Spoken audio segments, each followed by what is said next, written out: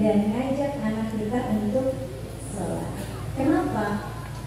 Maaf sebelumnya kalau yang direkam jangan difoto karena saya anti medsos, ya.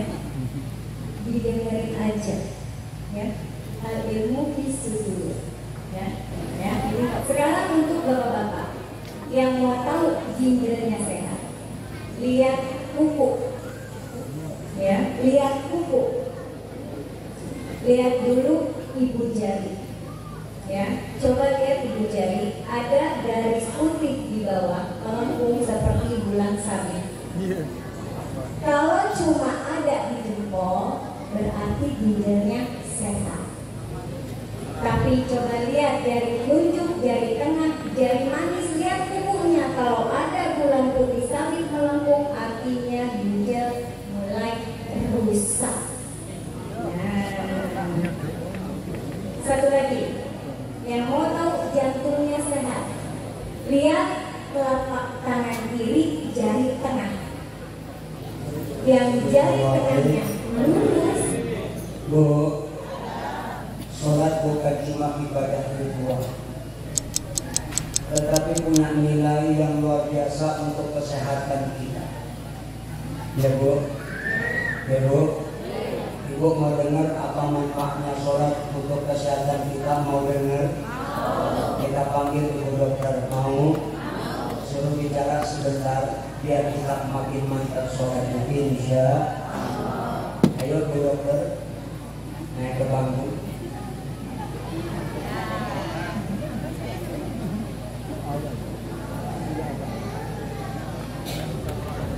Ridho Bu, ikhlas.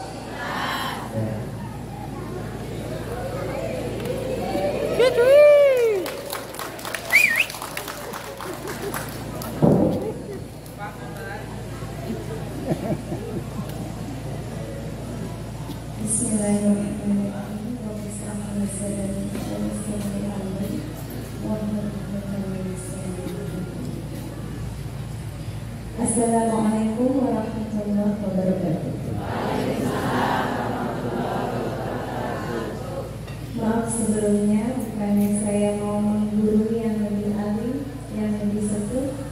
Maaf anak-anak. Tapi di sini insya Allah mau berbagi sedikit, ya insya Allah manfaat. Di sini kita semuanya insya Allah sholat semua, ya. Di sini juga pasti kita hari-hari berdoa, Robbi habli minas sholihin, pengen dikasih anak yang saleh. Itu doa, ya Bu. Ikhtiarnya apa? Karena doa dan ikhtiar nggak boleh dipisah. Ikhtiarnya ngajarin dan ngajak anak kita untuk sholat. Kenapa? Maaf sebelumnya kalau yang direkam jangan difoto karena saya anti medsos, ya. Didengerin aja, ya. Al ilmu fisudur, ya. Jadi nggak perlu direkam, nggak perlu diupload, ya. Jadi kenapa kita harus mengajak anak kita sholat? Karena sholat itu awal mulanya anak kita jadi anak yang soleh dan soleh. Dari mananya? Saat kita sholat, ya, baru mulai niat. Di sini kalau saya bahas satu persatu dari mulai niat sampai sujud sampai salam, waktunya nggak cukup, ya. Jadi disingkat-singkat.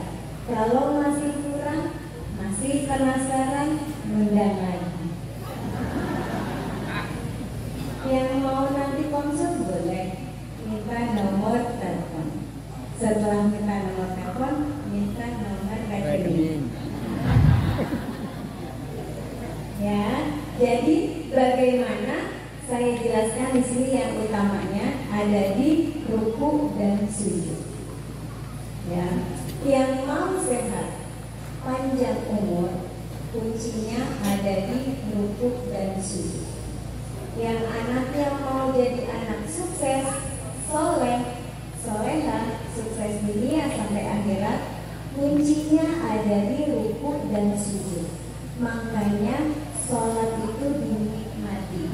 Sholat dinikmati biar dapat sehat jiwa dan raga. Yang nggak sholat bisa gila. Yang nggak sholat bisa kena gangguan jiwa. Kenapa?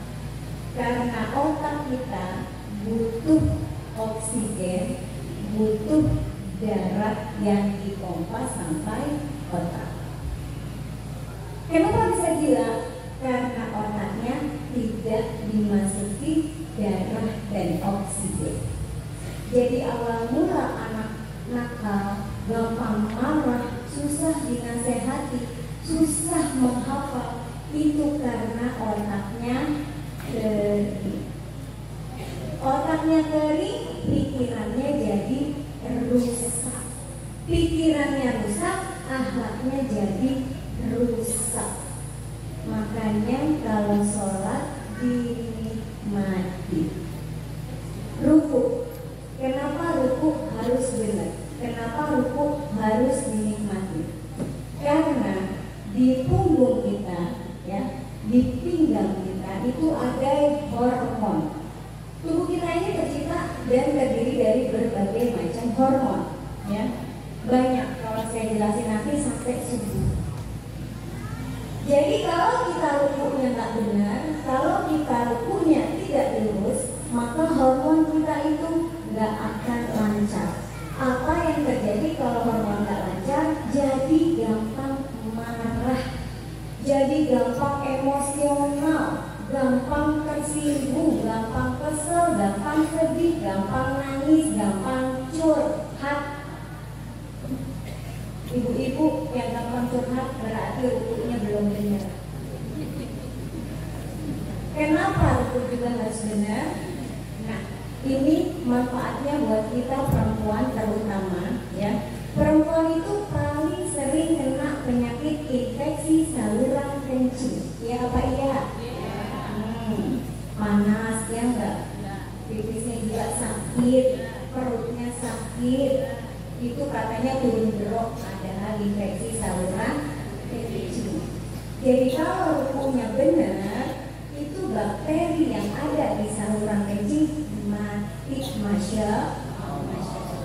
Itu kalau untuk kita perempuan. Kalau untuk bapak-bapak, nasihatnya mencegah kanker prostat.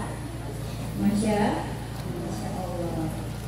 Kalau untuk anak-anak juga jadi cerdas. Untuk yang punya sakit lambung jadi sehat. Yang punya masalah ginjal sehat. Masya Allah. Setelah ruku kita sujud. Nah, jantung yang mau sehat juga harus benar sujudnya. Ya, jantung sama kepala tinggian mana posisinya? Tinggian kepala. Jadi kalau jantung yang sudah mulai menua, kurang sehat, kurang olahraga, kurang makanan yang sehat, maka jantung nggak kuat memompa darah ke otak. Jadi harus dibikin jantung lebih tinggi posisinya daripada kepala. Posisi sujud bikin jantung sempurna lebih rendah dari kepala. Jadi jantung lebih leluasa memompa darah dan oksigen ke otak. Jadi yang mau nggak kena stroke, sujudnya dibenerin. Yang sudah terlanjur stroke, sujudnya dilamain. Paham? Insya Allah paham. Asal mulanya stroke, sakit kepala, vertigo, muter-muter. Kenapa kepala sering sakit? Karena ada penyumbatan pembuluh darah ke otak. Kenapa? Karena sujudnya buru-buru. Jantung belum sempurna memompa, sudah yang duduk. Nah, jantung darahnya belum sampai otak, udah duduk lagi. Nah, belum sempurna lagi sampai ke jantung, darahnya udah sujud lagi. Sudah yang duduk, belum duduk, udah berdiri. Makanya ada banyak kejadian setelah sujud berdiri orang jatuh. Stroke kenapa?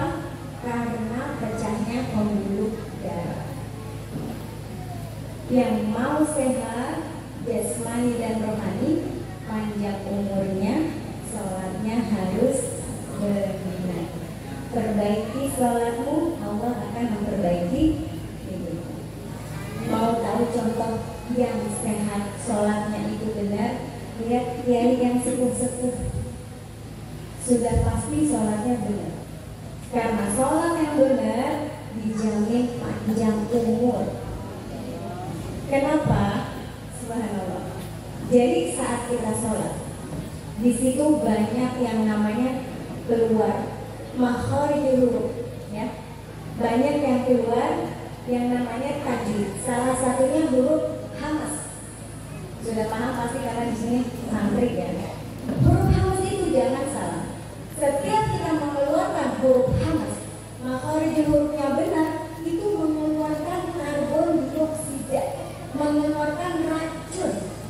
Saat kita bernapas seperti ini, tanpa berzikir, bernapas tanpa berzikir, kita hanya masuk oksigen itu hanya 1 liter.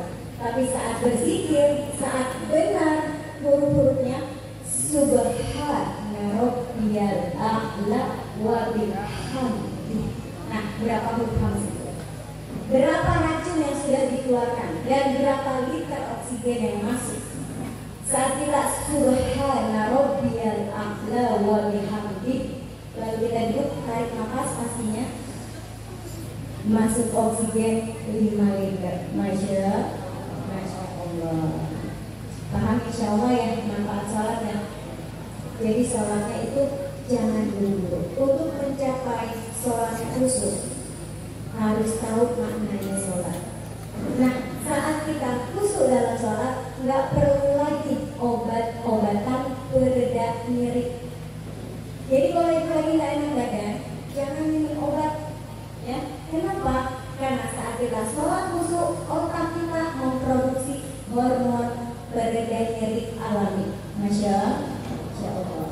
Saat kita sholatnya khusyuk, tubuh kita memproduksi hormon penyembuh. Ada contohnya nggak? Ada Ali bin Abi Thalib, dulu pernah tertusuk anak-anak di betis. Kalau ditarik pasti robeknya marah.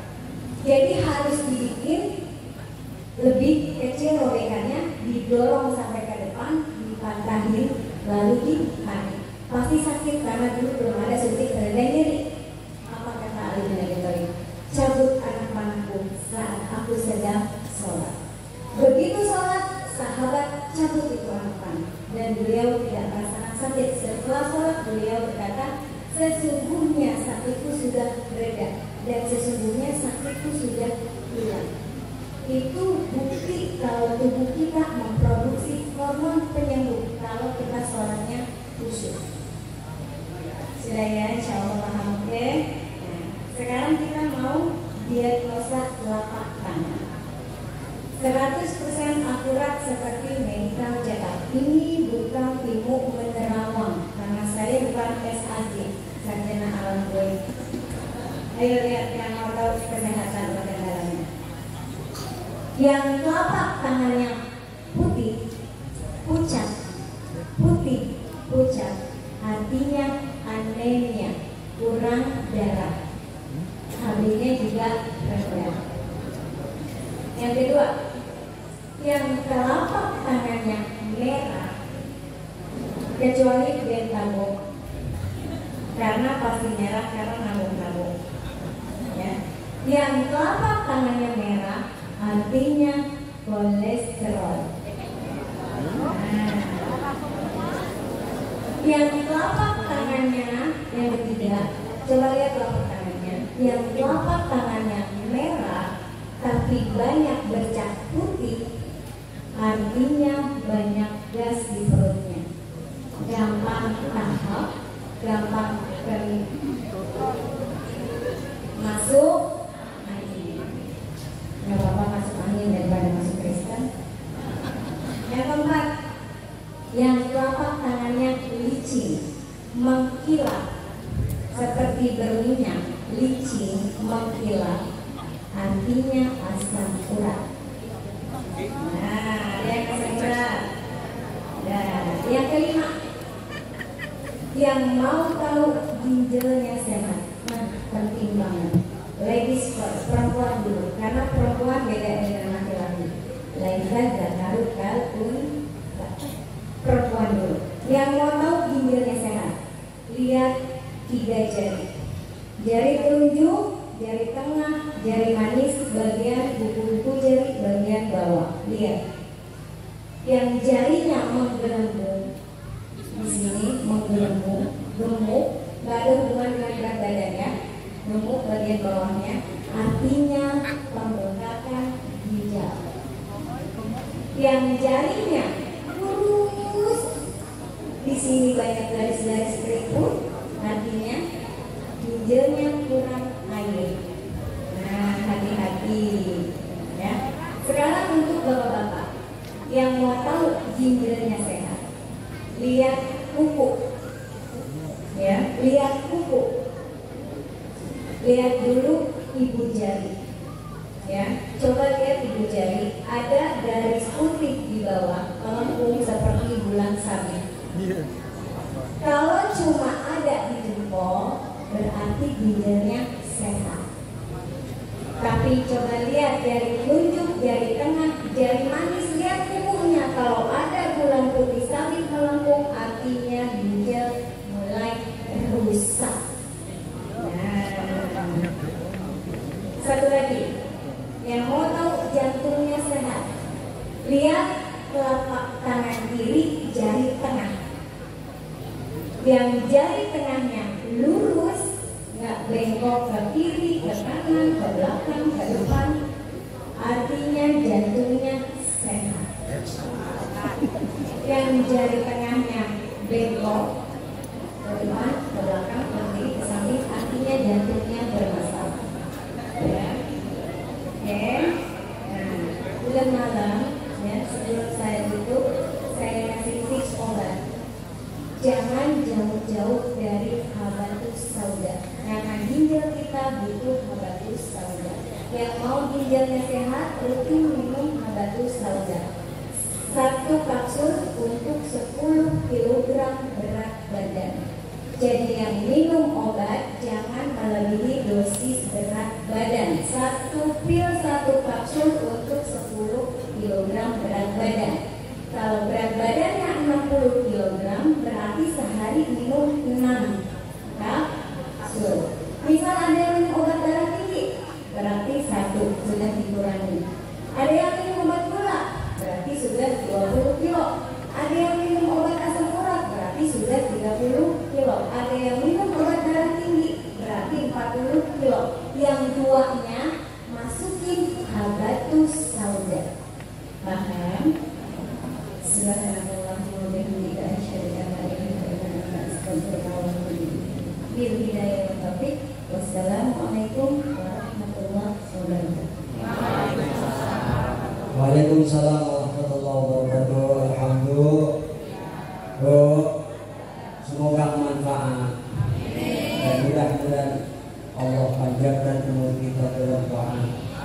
Semoga kita diberikan kesehatan lahir batin, kekuatan, dan semoga insya Allah kita semuanya mendapatkan keberkahan dari Allah Subhanahu wa Ta'ala.